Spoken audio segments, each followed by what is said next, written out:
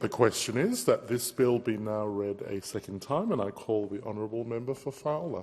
Thank you, Mr. Speaker. Firstly, I would like to thank the Minister for allowing me to contribute to shaping the bill by raising some important issues. I want to acknowledge the Minister is taking long-term steps to secure social housing now and for the future. As someone who has grown up in public housing, I understand the importance of a safety net and support the work that community housing providers do to ensure people have a roof over their heads. While this legislation is not perfect, and let's face it, no bill is, it's definitely a good start to building more social and affordable housing for all Australians. Therefore, I'm moving amendments to the Housing Australia Future Fund Bill 2020-23 circulated in my name. My electorate of Fowler has the 6th highest rate of families in public and social housing across Australia and the 4th worst rental affordability in the country.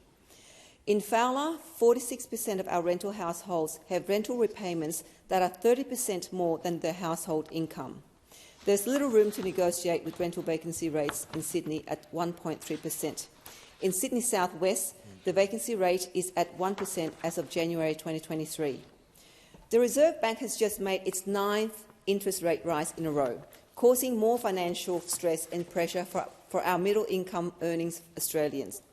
With these tough economic times, it's a very possible reality that many of my residents who own homes may be forced to default on them, and with such a low vacancy rate may find themselves with nowhere to go. As many of us in this House know, the cost of living crisis is hitting the hip pockets of many Australians right now, especially in electorates like Fowler, where our median income is 20% less than the national average. How can people afford to save for a deposit while they pay rent when they're struggling to simply put food on the table, pay for petrol while looking after their kids and elderly parents?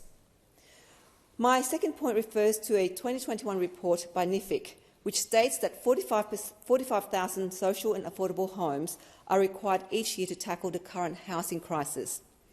Now, similar views are shared by the community housing providers I have consulted with regarding the lack of housing supply. St George Community Housing, based in Bonnerick, has suggested the $500 million fund would fall short to make 30,000 homes, let alone the projected 45,000 homes required for both social and affordable housing. Hume Housing, in their joint submission with Power Housing Australia, also states that 30,000 homes could have a capital construction cost of approximately $10.5 billion alone. This does not include upkeep, maintenance and providing other much-needed services to these communities. They have also provided data outlining the wait times for homes in their Fairfield and Liverpool branches are all at capacity, and people are having to wait 10 years plus to secure a home. Hume Housing is currently housing over 12,000 people in Liverpool and Fairfield. Their support networks are integral to getting the homeless off the streets, providing as much support as possible to the vulnerables, such that of Jessica, a young person whose life spiralled out of control due to drug addiction. But with the support of Hume Housing, she's now reformed and is helping others with the issues she once struggled with. This includes being a shoulder to lean on, helping people fill out their paperwork, and reaching out to those in need through her social media channels. Addiction doesn't discriminate. Jessica says, it's not only about having a home, but also about having solid support around you to keep you going and focused on the future. Another provider I spoke with, Evolve Housing, operates out of Parramatta and manages 2,000 homes across Western Sydney. They have told us that their priority waiting list takes 5 to 10 years, while the general waiting list is 10 years or more as well. St George Community Housing, another community housing provider in my electorate of Fowler, provides essential services to nearly 1,500 residents in Bonnerick New Leaf, which includes fun fairs, movie nights and family outings, but also helps residents upskill with their development programs. This includes IT and computer literacy classes, which they're proud to say has led to 2 of the class of 10 people gain part-time work so far. These examples go to show that the CHPs are working hard to provide tenants with a roof over their heads as well as ensuring residents are not only housed, but their overall well-being is looked after. But they're having to deal with the lack of social and affordable housing. The supply is simply not enough. While Housing Australia Future Fund has set out its mandate to build these homes, more needs to be done to ensure the longevity of the scheme and to safeguard community programs that CHPs offer, so tenants ultimately benefit. My third point that I hope the government will address is the skills and supply chain shortages that are plaguing most, if not all, industries. According to the ABS, input costs to house building have grown by 14.2% in the 12 months to December 2022. In pre-pandemic times, the average build time for a detached dwelling was roughly 9 months. In many locations across the country, build times have ballooned out to 24 months. It's all well and good to commit to building 30,000 homes, but this is not achievable if we don't have the workforce or the materials to do so. I support skilled migration to fill the immediate gaps, but I urge the government to also look towards increasing apprenticeships and training positions to upskill our local residents to join the construction sector as well. While the rest of the country faces all-time low unemployment rates, the story in Fowler is very different. We have an unemployment rate of 10%, nearly 3 times the national average. And here I want to commend the work of St George Community Housing in also introducing pathways to employment, therefore bringing down the unemployment rate in our area.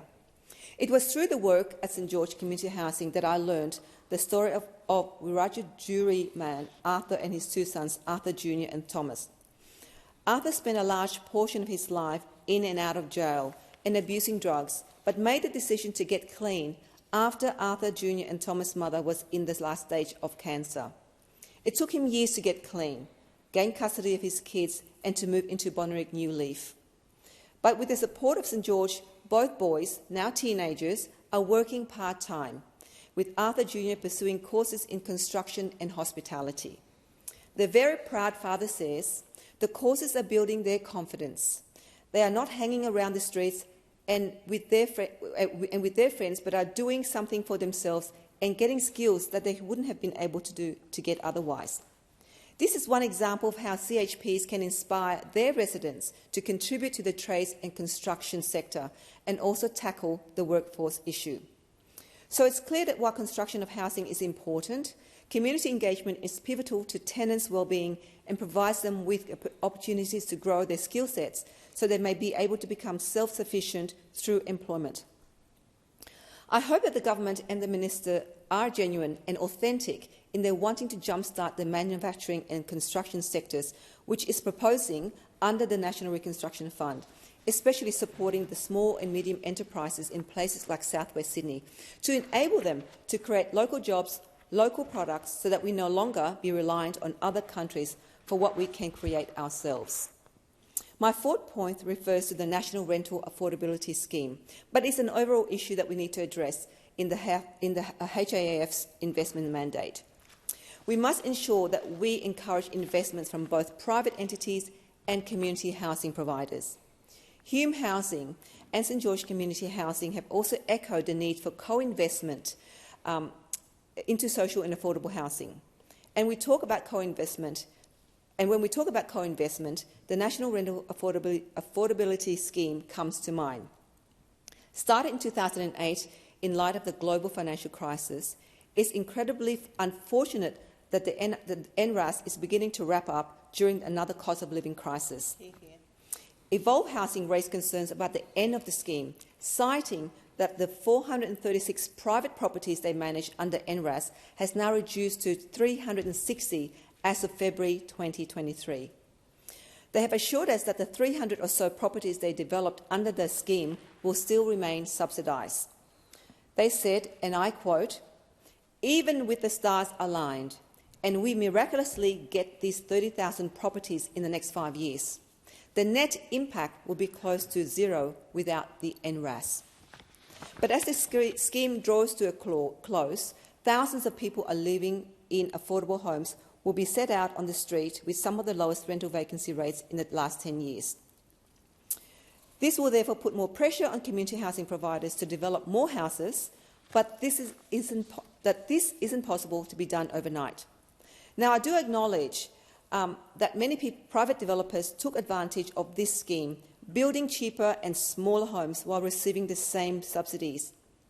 However, if there was regulation that ensured proportional funding depending on the size of the build, as well as the location of the build, this would not be so easily taken advantage of. While rising interest rates and inflation, I understand why the mum and dad investors would be pulling out of this scheme early. After all, it's untenable to continue subsidising rent if they're hemorrhaging money. The government should look to safeguarding the current tenancies by incentivising altruistic private investors to stay on the scheme, but with the above regulations. And there's a lot to be learned from NRAS. I sincerely hope the government takes on the lessons on board when forming the investment mandate for the Housing Australia Future Fund Bill. My last point is to safeguard tenant rights and to call for the federal government to work with the state governments to create a national tenants' right policy. This would ensure that private developments meet minimum standards and renters can be in habitable conditions, boosting their health and well-being.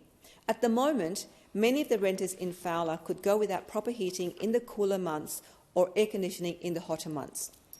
Last year in southwest Sydney, 6 people were hospitalised from carbon monoxide poisoning after using a charcoal barbecue to heat up their homes.